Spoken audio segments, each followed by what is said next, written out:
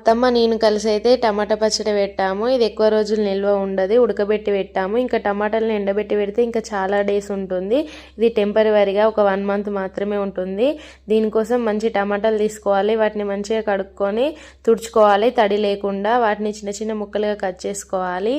Videos పుణ్యమా అంటూ నేను కూడా టమాటా పచ్చడి ఎలా పెట్టాలో నేర్చుకున్నాను. చాలా ఈజీ అండి, అసలు నేను ఎట్లా పెడతారో ఏమో అనుకున్నా కానీ మస్తు ఫాస్ట్గా అయిపోతుంది. వంట రాని వాళ్ళు కూడా ఈజీగా చేసుకోవచ్చు, టేస్ట్ కూడా బాగుంటుంది. చిన్న చిన్న ముక్కలుగా కట్ చేసుకొని కొంచెం చింతపండు ఉప్పు వేసి ఉడకబెట్టుకోవాలి. అవి ఉడికినాక కొంచెం కారం వేసుకోవాలి, కారం ఉన్ని ఉప్పు వేసుకోవాలి, టేస్ట్కి తగ్గట్టు టేస్ట్ చూసుకుంటూ వేసుకోవాలి.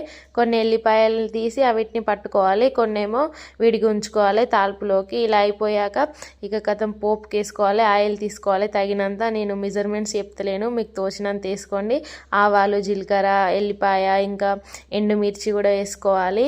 ముందుగా మిక్సీ పట్టుకున్న ఎల్లిపాయ ముద్ద, కొంచెం గరం మసాలా, మెంతి పౌడర్ కూడా వేసుకొని కలుపుకొని అందులో కలపాలి.